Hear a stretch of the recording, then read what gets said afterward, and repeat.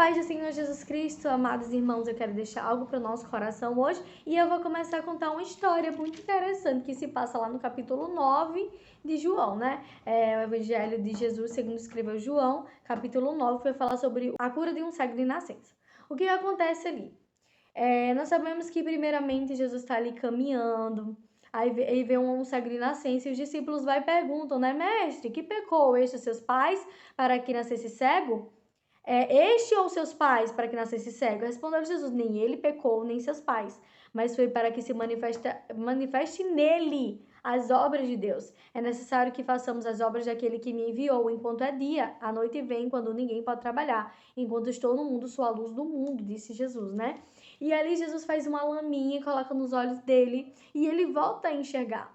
Algumas pessoas vê ele lá no tanque de Siloé e perguntam, ei, tu era aquele homem que estava pedindo esmola? E ele fala, exatamente eu. Um homem chamado Jesus e me curou. Aí diz assim, onde ele está? Aí levam o homem para ser interrogado pelos fariseus, né?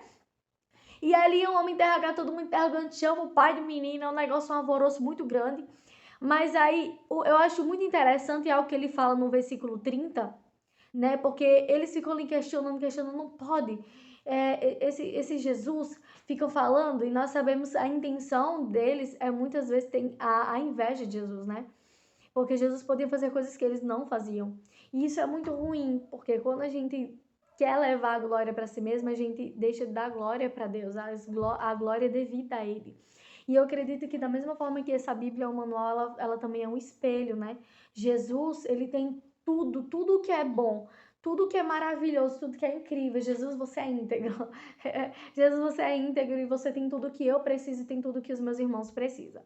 Então a gente olha para Jesus e vê um tanque cheio. Um tanque cheio de tudo, tá maravilhoso. Aí a gente vê a gente muito deluído, né? A gente olha para Jesus e fala assim: "Uau, tem nele, mas não tem em mim. Eu tenho uma falta, eu tenho um buraco aqui dentro, e esse buraco só pode ser preenchido com as coisas dele, com ele, não é? Nós temos um buraco dentro de nós, uma escuridão dentro de nós. E Jesus é a nossa luz. Ele vem trazendo a luz para dentro de nós, até para que a gente comece a ver. E isso é lindo. E é isso que eu quero falar sobre isso, porque é o versículo 39 que eu quero deixar em ênfase. Mas eu vou falar outro também, que é lá no versículo 30. Né? Que quando tem esses questionamentos, o homem pergunta, os fariseus perguntam novamente ao homem, como foi que ele te curou? Me fala ele. Eu já disse tantas vezes aqui. Vocês estão querendo ser discípulo dele? Ela até faz uma coisa assim, ele fala, né? Uma piadinha. Vocês estão querendo ser discípulo dele? Estão perguntando direto. Aí, e tipo, ele diz, não, tu que é discípulo dele? Tipo, não, eu não quero ser discípulo de Jesus, porque Jesus é um blasfemo, mas ele não era filho de Deus, né? Sabem a palavra, mas não conhecem o autor do mundo, porque Jesus ele vem refletindo a glória do Pai, né? Ele vem para refletir a glória do Pai até dentro de nós por causa do Espírito Santo que habita em Jesus. Foi necessário que Jesus foi glorificado e a gente recebe o Espírito Santo, a luz divina do Senhor para que se abram os olhos. Então ele vai falar assim, né? Lá no versículo 30, moço. Respondeu-lhe o homem, isto é de estranhar, que vós não saibais de onde ele é, e contudo me abriu os olhos. Sabemos que Deus não atende pecadores, mas pelo contrário, se alguém teme a Deus e pratica a sua vontade, a este atende. Desde que há mundo jamais se ouviu alguém tenha aberto os olhos de um cego de nascença. Se este homem não fosse de Deus, nada poderia ter feito isso. Então a gente vê, nada poderia ter feito, né? Então a gente vê ali o homem defendendo Jesus e também tendo um questionamento dentro de si. Uau, vocês conhecem a Bíblia, vocês sabem de tudo, mas você não sabe quem é ele? Como assim? Eu acredito que Deus ele permitiu aquele homem falar aquilo e usar a boca dele para interrogar aqueles homens. Porque a palavra do Senhor diz, né, que ele chama os que não são para confundir os que são. Então aquele homem dá uma lição de moral nos fariseus. Aí os fariseus vai e faz assim, ó. Mas eles retrucaram: Tu és nascido todo em pecado e nos ensinas a nós? E os expulsaram. Eles não atentaram para a voz do Senhor ouvindo aquele homem.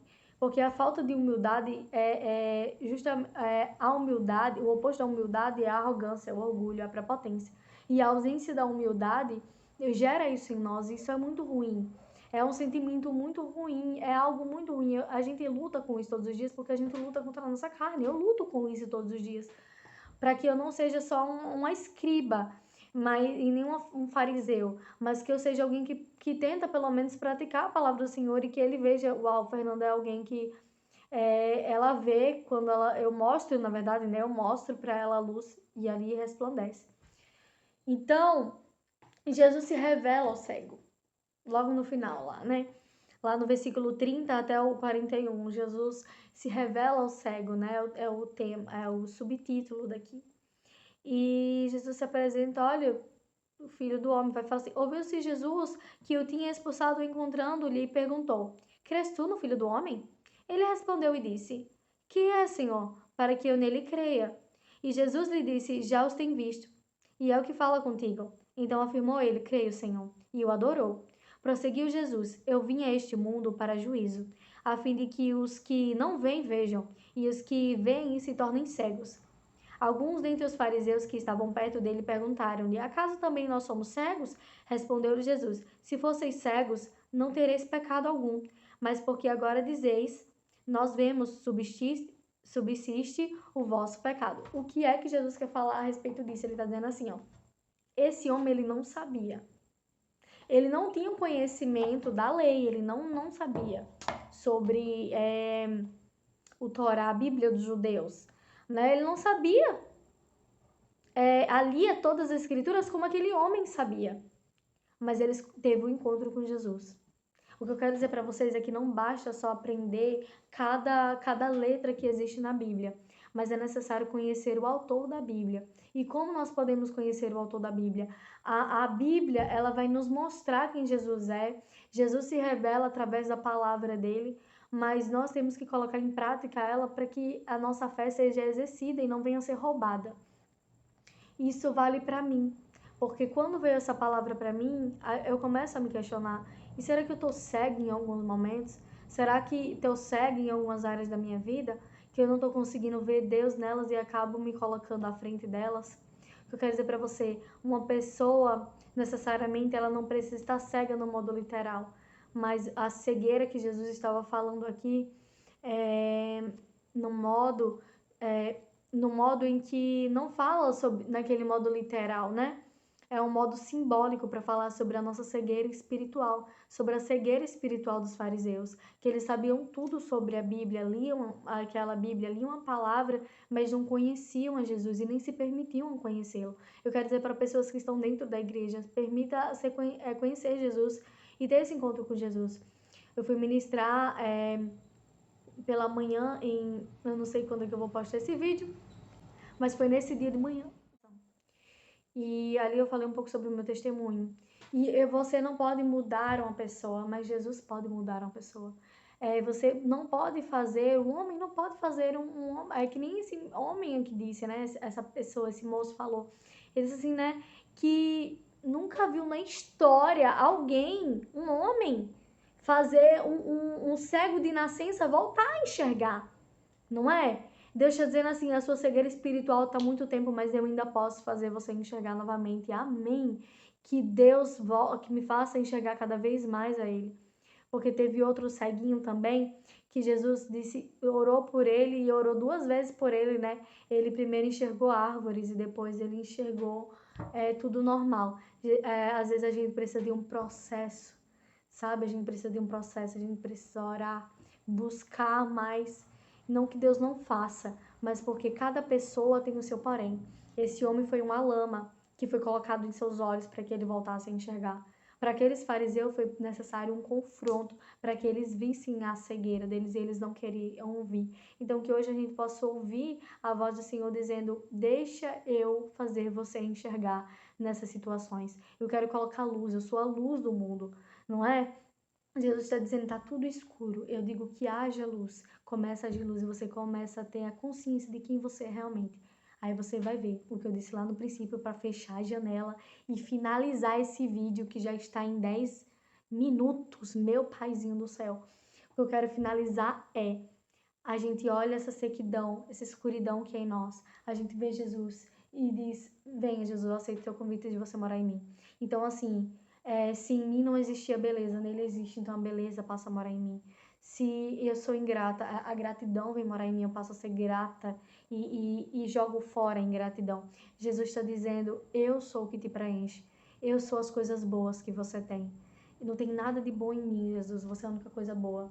Honestidade, humildade, beleza, amor, sabe? Jesus está dizendo, eu estou aqui, eu sou esse, né, é o fruto do Espírito. E quando a gente vai ver sobre o fruto do Espírito, longanimidade, amor, humildade, mansidão, domínio próprio. Isso é o dom do Espírito Santo. Pai, eu oro para que o Senhor venha refletir a sua luz em nós, para que a gente veja os nossos defeitos e para que a gente não fuja, mas coloque as nossas obras diante do Senhor, porque glorifica ao Senhor, ó Pai. Eu oro para que todos conheçam o seu nome, para que eu te conheça cada vez mais, para que essa palavra que soou da minha boca, Senhor nosso Deus, como eu vim ser provada por ela, eu seja aprovada. Em nome de Jesus Cristo, eu oro por cada um deles, porque é isso que eu desejo para eles também. Hoje e para todo sempre, um coração restaurado e iluminado por Cristo Jesus. Obrigada, Jesus. Eu também te amo, nós te amamos e te adoramos assim, até a consumação do século. Em nome de Jesus, amém. Seja abençoado por essa palavra, que o Espírito Santo de Deus fale cada vez mais com vocês e leia a Bíblia e faça oração. Faça oração.